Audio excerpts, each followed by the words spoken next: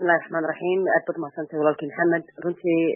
وحلي حساسي حلي غني وحلي سنتي لباكم يصير تمنون لجودة جلي أو شركة ويناي أفريقيا يونيون كا سنة لها على جسو بحي ولقيمني جودهان حالات قرض كوسكنت هاي تجيس كا وهاي إثيوبيا وصلدق جود ميدو أفريقيا يونيون كا وحرنتي سجود هسكرين في أفريقيا ودن وي marka Ethiopia waxa ka jiray ilaa 2015 kadamaad keedii ilaa iyo maanta la taagan yahay mudaharaadyo soo tarayay bannaanbaxyo ballaaran xagga ganacsiga oo la qaadacay in la iibgeeyo shaadka oo kale ubaxa oo kale yani dadku aad u cabarsanayeen bad moodaa marka inay aad u cawanayeen dad badan baa la xidhay dad badan baa ku dhintay shaqooyinka bannaanbaxyadu keeneen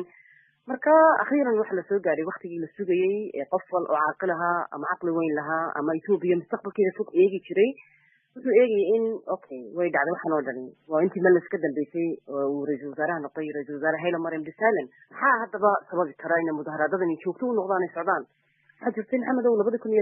2016 ra'iisul wasaare Haile Mariam Desalegn wuxuu sameeyay emergency state yani dadka in dalka oo dhan bando laga dhigo حالة دقيقة وبندو دلك أودن كشري يعني دقيقة ياشي عالمي جها كوي investors كهاي مالقش ياشي جها كوي شركة ميدو أفريقيا يمني دكتور ينبع السنة حالة دقيقة قرما لقى قاضي دلك أفرض بوكدك وكسي درة لح بلاد بوكدك وكسي درة سنة بوكدك يعني عالم كده دان عندي يسحسها بين توبيا أوكي تم دكتور بارت هاي وين حالة دقيقة وحكو حل السدوي حال كل مجارية بحيث السبب أدلو اللي عيني أنت جودن بيسي مركز يعني سنة دي بركة هربا قياسي مادام مارين كرواي وتاقواي حالة دي ندتشيو وانتوبيا سيدي لوغا بركة عادي دقناشي حسلوني دي كسو عليو إنو يسحسلو مركا عدالس با كغا يمين لها بيش عالم كي يبدق بحياشي وول بانكيغا هورو مركي توبيا كسو عتي يدلكي تاغيري ايا عدالس كغا يمين ماها عدالس كان gudaha wadanka ka haysta ama gobolka Oromiyada haday noqon lahayd ama isku dhaca Soomaalida Oromada iyo meelaha kala ka jira والله دلكي أو دن بيستاك وقالوا يعني دبدي بكويدين سامحاد عيا عالم فيه كويدين يا محاد وحنا حلين ويجي ودي دلكاجي مظاهرات يعني ما تطلع لمن يا مالو والبا بركة الله بدي دعبة يعني عدد فكجي يمت وحلين كرواي واي حلا نكر عنين كلامه هاي سياسة مو هنا لمريم دسالم لابد يكون يسرال كي بعد مركي ملا زناوي رجل زاري هوري وبعد السوق سجودوني إنه kusoo daro dadka technocratska in siyaasiyiin tahay farsamo yaqaanka iyo aqoon-yahanka in xisbiga kusoo daro 2019 dadkii gacanta soo qabtay kusoo daray bay kamid ahaa Haile Mariam Desalegn marka siyaasi muu ahayn nin aqoon-yahan oo aqoonta ku fiican buu ahaa nin dabacsan buu ahaa Ethiopia waxa uu may baran runtii marka maanta shaqir lagu hadlay wuxuu yiri waxaan u arkaa aslaadayda in Ethiopia nabadeeda iyo dimuqraadiyad waarta iyo Ethiopia sidii hore ku soo noqoto magaciisa sumcaddii caalamka ku lahayd dib u soo noqdaan dadka igaani maalin walba dhiman aniga ku xidhiidhinaya waxaan u arkay inaan anigu isxasino yani waa nabadii iyo dimuqraadiyadii iyo mustaqbalkii Ethiopia waa gartay marka fiiriso xisbigii talada hayay EPRDF arrintan maxay uga dhigan tahay ma in siyaasadoodii furfurayaan oo dimuqraadiyad ay qaadanayaan oo ay ku soo kordhinayaan xukunkii dalka Ethiopia dhammaan dhinacyada hadda diidan ee mucaaradka maxay ka dhigan tahay marka xisbiga la fiiriyo runtii xisbiga marka la sheegayo yani markuu aabo weyn oo dadka iyo dalka aad u yaqaanay gacan adag ku hayay adduunka si adag loo macaamili jiray dadku nabad ahaa markay eegayaan waxay arkeen xisbiga DFT inay guuldareysteen waayo siyaasadda uu ku dhaqmayay dabacsanaanta aadka ahayd Haile Mariam Desalegn cidba uma naxariis u noqon yani dadkii dhan way ka soo horjeesteen marka hore uu yiri isaga 2 sano ka hor buu yiri markii xilka dib lama dooran markii hore kusiisid buu ahaa ملا زمان مركز أنت لبدي كوني لبي توانكي أيوسكم الجارة شلك وشي هاي لا لبدي كوني ساعة توانكي مركز أشتغل لدور تشان سنة مركز إن دل حسبي سياسة في بعضي دك دمانا يان دلكي حتى يدرسنا كيس دواء من سوق جاري مركز ما أنت حوار كيسايا إني أدو فرحسين يهارك باستجي أو إن فشور دونان تلاقي حسبك ويوري دونان معارض محافظ با يعني شتكي توصناي لما تنكي سنة وجودن بيه كسرة إثيوبيا إن دي بلوغن نقول دونا يد مودا إني فالو تاي تنمات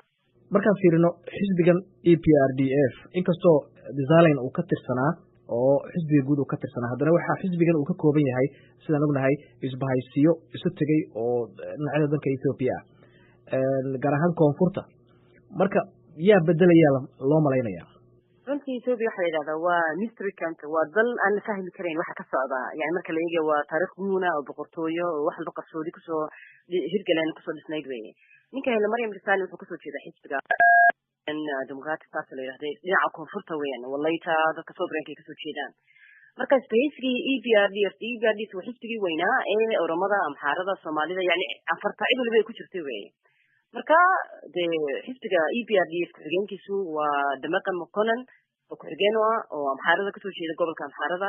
laakiin lama odhan karo isagaa bedeli doona waayo isaga laftiisa in xisaabiyaa laga yaaba Ethiopia waa dad aad dawladeedu iyo xisbiga ugu adag yihiin qofkii dhaawac soo gaarsiiya sumcadda dalka iyo karaamadiisa in la xisaabiyo la yidhahdo okay maxaad qabatay haddii maanta uu iscasili waayi lahaa xitaa Haile Mariam Desalegn in la xisaabin lahaa baa suuragal ah markaasuu xisaabta uga badbaado sumcaddii dalka iyo dadka yidhahdo waan ilaalinayaa inuu isaga laftiisii yidhahdo okay anaa badkiiskeenee dee hala gowraco hana layga raalli ahaado ayaa u arkaysa inay xal tahay marka lama saadaalin karo runtii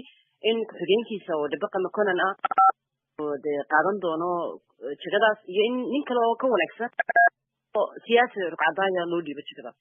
markaad fiiriso gobolka Soomaalida degtay Ethiopia ee kilka shanaad madaxdii soo martay waxa aad lagu xiriirinayay inay u dhawaayeen hadba dawladii markaa xukunka haysay Ethiopia gaar ahaan EPRDF-ta isbedelkan ku yimid markaa hogaankii sare ee dawladda Ethiopia Meles Zenawi meesha ka baxay haddii salino ka dambeeya ka baxay saameyn intee lag ay ku yeelan kartaa arrintan maamulkii Soomaalida Ethiopia ee kilka shanaad maasanta Maxamed waa su'aal aad muhiim ah Soomaalida yani waxaad moodaa in labadii sano ugu dambeysay ay dhibaato iyo tacadiyo iyo yani mudaharaado iyo wax walba ku dhaca ay kasoo gaadheen dhinaca oromada ay wada degaan ay walaalaha yihiin oo iyaga laftooduba dee